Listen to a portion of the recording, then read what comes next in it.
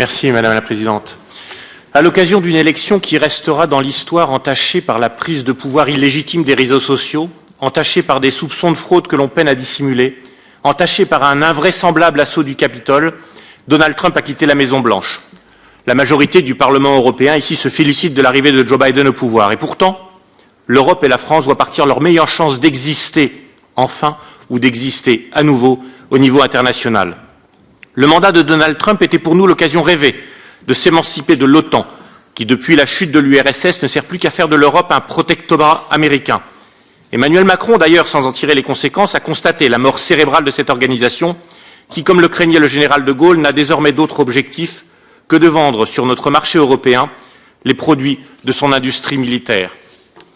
Mais c'est la volonté des élites européennes, dans la droite ligne des actions menées par Jean Monnet, qui a travaillé sans relâche, non pas pour partager des valeurs communes, mais pour soumettre nos institutions à la diplomatie des États-Unis. Les institutions européennes font semblant de croire à toutes les fables, créées pour faire de la Russie un épouvantail imaginaire. La Crimée, Navalny, le droit de minorités prétendument opprimées, autant de simagrées, relayés par des médias complaisants pour interdire idéologiquement une alliance avec Moscou.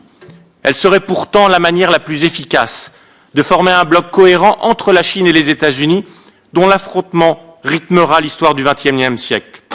Inquiétant aussi, la politique étrangère annoncée par Joe Biden qui rappelle d'inquiétants précédents. Interventionnisme à tout crin, paternalisme, vision messianique pour s'imposer comme gendarme du monde. Un fort contraste après un mandat de Donald Trump marqué par l'absence d'aventure militaire, une première en 60 ans, ce qui est trop rarement salué. La vision qui réduit les citoyens en consommateurs juge la nation comme une valeur dépassée. Mais les nations qui se réveillent ne respectent pas l'Union européenne. Elles respectent les peuples, l'identité, la force, la souveraineté. Ce sont ces valeurs communes qui unissent historiquement l'Europe et les États-Unis. Ce que vous vous appliquez à détruire, sachez que c'est ce que demain nous reconstruirons.